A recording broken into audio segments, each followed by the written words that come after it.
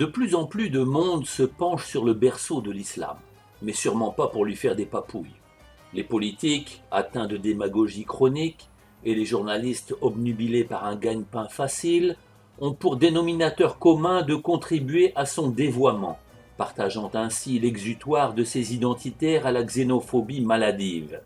À ce funeste cortège viennent s'ajouter ces innombrables chercheurs, philosophes, anthropologues, orientalistes, islamologues et autres humoristes qui se gobergent avec des traditions qu'ils méprisent ou exècrent.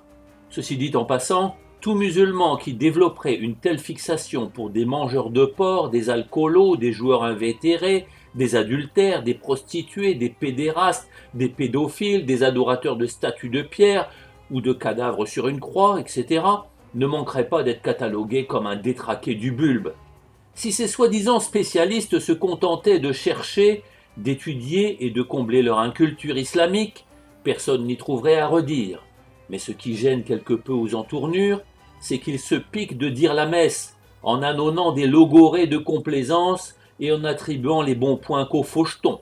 Dans leur quête de sensationnel et de scoop médiatique, ils n'hésitent pas à infiltrer courageusement les prétendus milieux islamistes, en caméra cachée évidemment, et n'ont aucun scrupule à jeter en pâture à l'opinion ceux qu'ils ont sournoisement mystifiés après les avoir néanmoins assurés de leur bonne foi.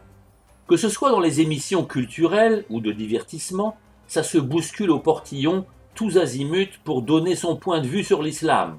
Toutefois, à moins d'une tournante méticuleusement préparée, généralement à 5 contre 1, pas question de laisser les véritables concernés défendre totalement leur croûte. Même les plus chevronnés y ont laissé des plumes. Pour débattre et rivaliser en approximation et en fourberie, on ne trouvera généralement sur les plateaux que des curés, des protestants, des juifs, des athées ou des couscoussiers d'ascendance musulmane, qui se targuent ouvertement d'être peu ou pas pratiquants. Inutile de préciser que la réciproque, un spécialiste musulman disséquant médiatiquement les singularités judéo-chrétiennes, serait illico taxé de diffamation voire de révisionnisme. On ne compte plus les reportages, les commissions ou les rapports secrets de Polichinelle entretenant l'amalgame entre l'immigration et une supposée invasion islamique assortie de l'application irraisonnée de la charia. On brandit les hijabs, niqab, burqa, djellaba, viande halal, charia, ramadan, mosquée, minaret, prière de rue, polygamie, circoncision, barbu, etc., comme autant d'épouvantails pour freiner l'expansion d'une foi qui, si elle était exposée convenablement et sereinement, séduirait et libérerait sans doute bon nombre de nos compatriotes, conditionnés par la société agnostique qui les entoure.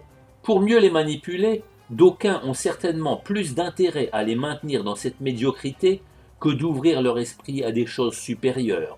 Pour être tout à fait honnête, certains entomologistes ont parfois, en dépit de leurs préjugés de départ, une attitude objective qui ressort clairement de leurs travaux. J'ai connu personnellement 2 d'entre eux, qui se sont finalement convertis, Vincent Mansour Monteil et Luis Mario Noureddin Pita. Le fait de traiter impartialement de l'islam n'a pas fait qu'ouvrir leur esprit, mais a aussi ouvert leur cœur à ces aspects ésotériques qui sont totalement inaccessibles aux sceptiques bornés. C'est tout le mal qu'on peut souhaiter à ceux qui s'intéressent à la religion de Dieu, même pour les raisons les plus contestables, et acceptent de s'en remettre à lui pour les diriger vers ce qu'il aime et agrée.